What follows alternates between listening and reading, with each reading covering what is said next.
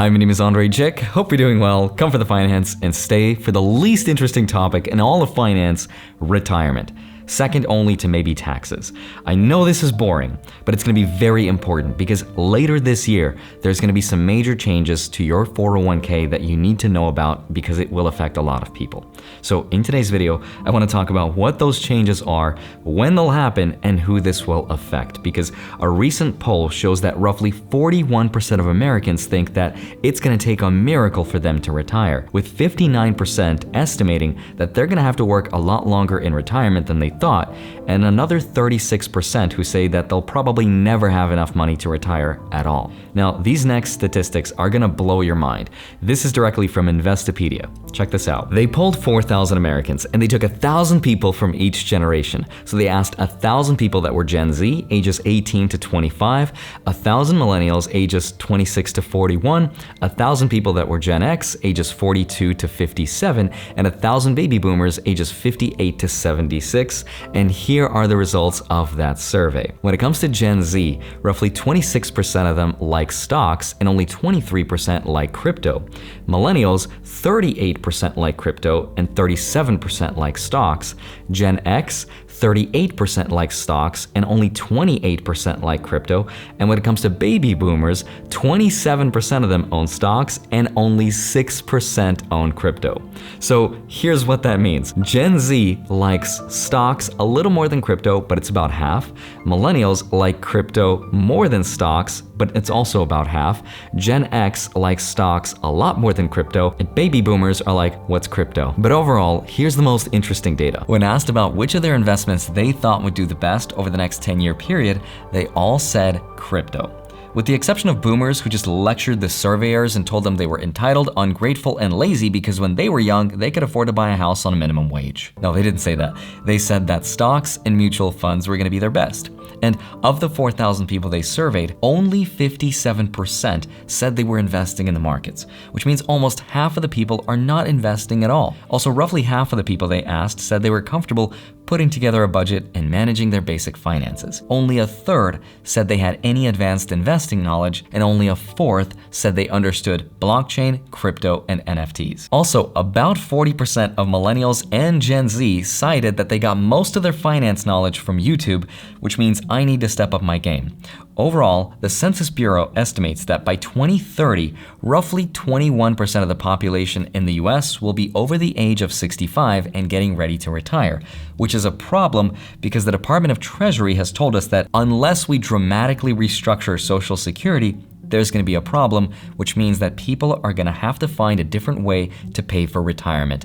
And one of those pillars is the 401k. The 401k is an employer-sponsored plan that was supposed to have been one of the 3 tripod legs to rely on for retirement. That's the holy trinity that is the 401k, Social Security, and pension plans. Now, since millennials will probably never know what it's like to retire anyway, here's our holy trinity instead. That is the Venusaur, of course, the Blastoise, and the Charizard. Now, they may not look like much, but they're the millennial retirement strategy. Please go up in value. Get some sleeves, Andre. Technically, there is a 4th pillar to retirement, which is your own self-directed brokerage account that's taxable, which includes your stocks, your ETFs, your mutual funds, and things like that. But we already know the problems with those statistics. There's an even bigger problem though, because pension plans have pretty much all but disappeared. In the 1980s, for example, roughly half of the people working back then had a pension plan. But the Bureau of Labor Statistics estimated that as of last year in 2021, only 15% of people have one. So instead, we have to rely on that second leg, which is Social Security. And it's extremely important because that pays 90% of income in roughly a quarter of people that are retired today. So a lot of people are retiring on only Social Security.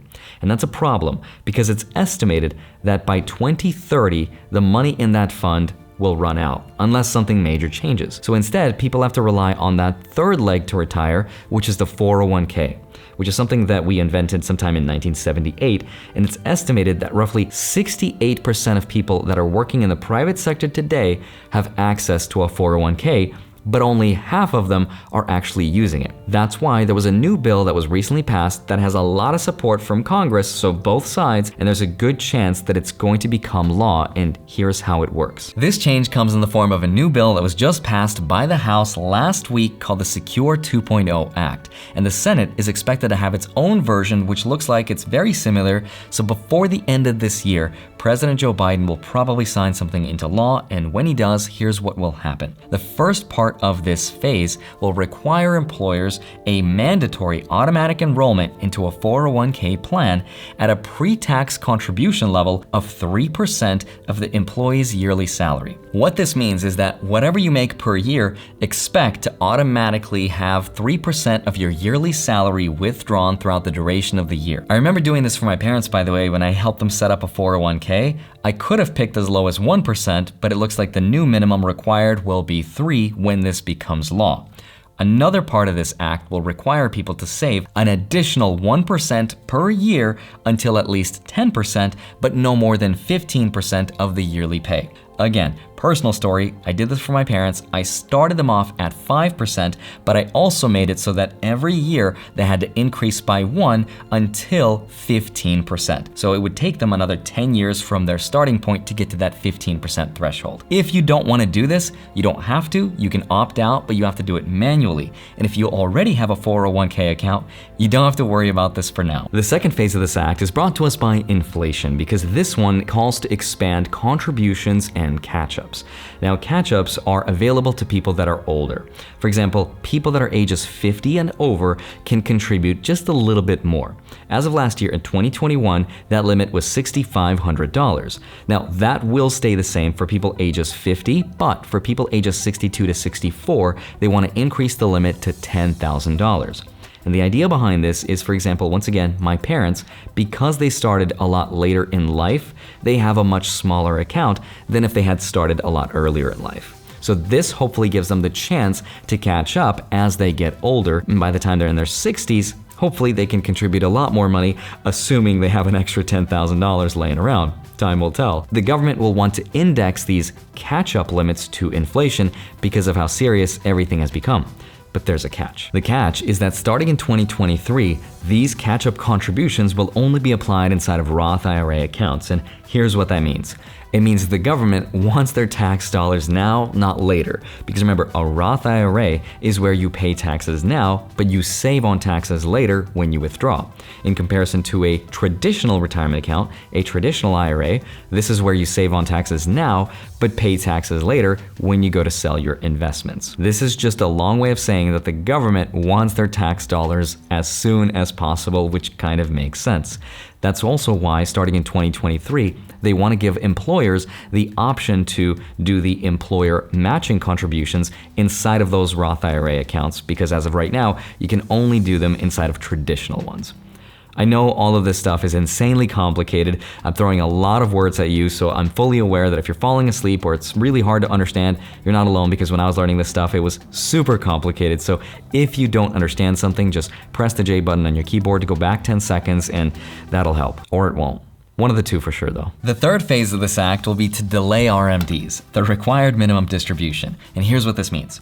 Once you turn the ripe young age of 70 and a half, you are required to start selling off the assets inside of your traditional IRA, because it's the government's way of saying, you're getting old now and we don't know how long you'll be around, but we want our tax money now. And that's why families can inherit Roth IRAs without the government worrying, because a Roth IRA is money that's already been taxed. A traditional IRA is money that is only taxed once it is sold.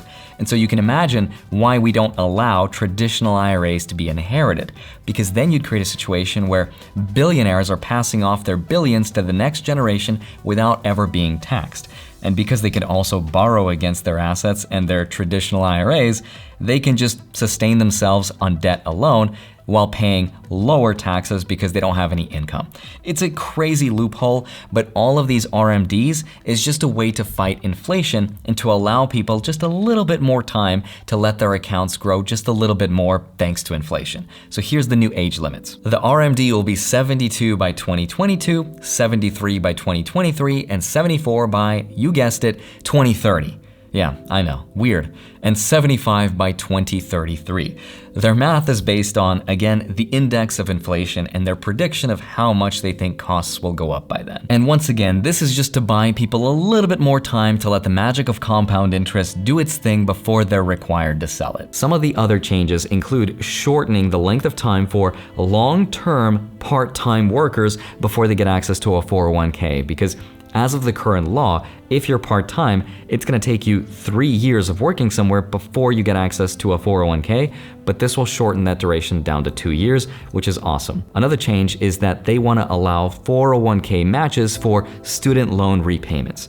Now, the details are fuzzy for now, but this should give the companies a framework to start doing that, which is also awesome. And another change is they want to build a 401k savings lost and found database just in case you have some savings left over from a previous employer that you might have left.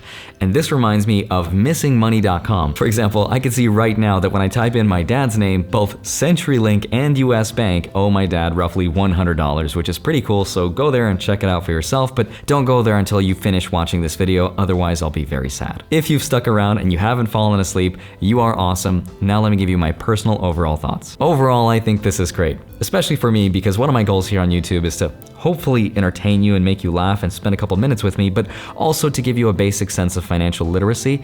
And unfortunately, retirement accounts and 401ks and Roth IRAs just don't get views or clicks because they're not that exciting, which is bad because it's super important, especially for people like our parents.